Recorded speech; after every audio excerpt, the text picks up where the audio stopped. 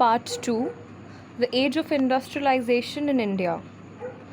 Part 2 will have the following subparts. First, textile in India. Second, what happened to the Indian weavers during the colonial period. Third, industrial production in India during the First World War.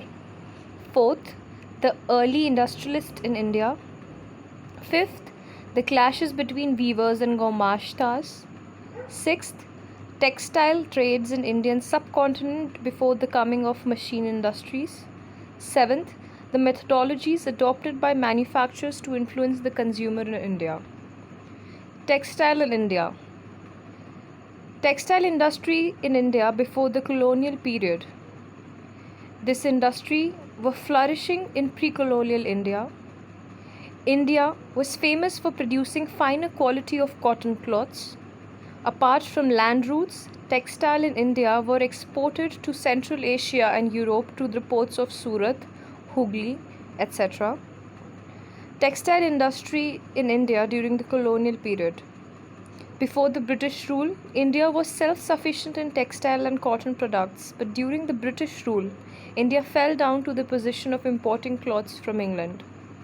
The traditional cloth industry of India suffered a setback during the colonial period because of competitions from mill-made cloths of England. The surplus was sold in India for profit, as India was then a colony of England. Mill-made cloths was cheaper on account of larger scale production.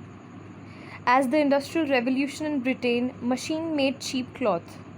India cotton textile made with primitive techniques could not compete with the goods produced by these machines.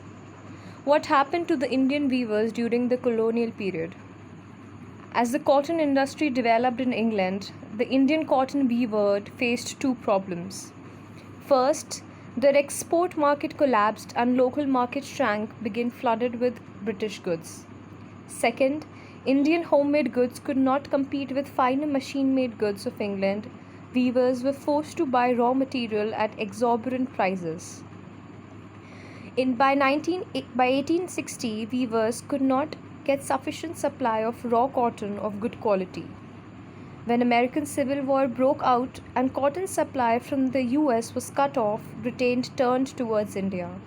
As raw cotton exports from India increased, the price of raw cotton shot up. Industrial production in India during the First World War. During the war, Indian industries also had to supply goods to the army. They mostly supplied jute bags, cloth for making army uniforms, leather boots, and saddles. Many new industries were set up in India to cater the war needs. Many workers were employed for longer hours. Indian mills suddenly had a large market to supply. The long war made Indian factories supply them with jute bags, cloth for army uniform, tent leather boots, horse and mule saddles, and a host for other items. The early industrialists in India. The early industrialists not only shaped the industrial development of India but also were in the front of liberating India from the British occupations. In Bombay, Parsis like Dinshaw Patel and Jamshedji Nursarwanji Tata built a huge industrial empire. In India, accumulating their initial wealth from export to China and raw cotton shipments to England. Seth Hukumchand, a Marwari businessman who set up the first Indian jute mill in Calcutta in 1971, also traded with China. The clashes between weavers and Gaumashtas. Who were they? The Gaumashtas were the paid servant who supervised the weavers, collected supplies, and examined the quality of cloth. They were appointed by the British to supervise weavers, collect supplies, and examine the quality of cloth. They had direct control over the weavers, so they had clashes with them. There were major three reasons for the clashes between them. The first, they acted arrogantly and marched into the village with peons. They punished weavers for delay in supply, even beating and flogging them. Lastly, the weavers lost the space to bargain for prices and sell products to different buyers. Textile trade in India's subcontinent before the coming of machine industry. India was one of the leading producers of cotton textile. Silk and cotton products in India dominated the international market. India was known for its finer variety of cloths. The Armenian and Persian merchant took these goods from Punjab to Afghanistan.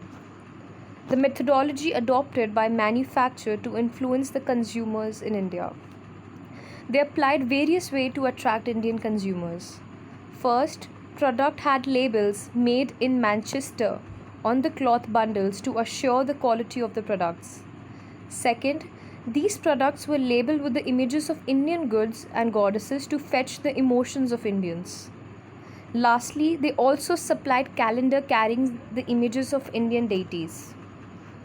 Thank you.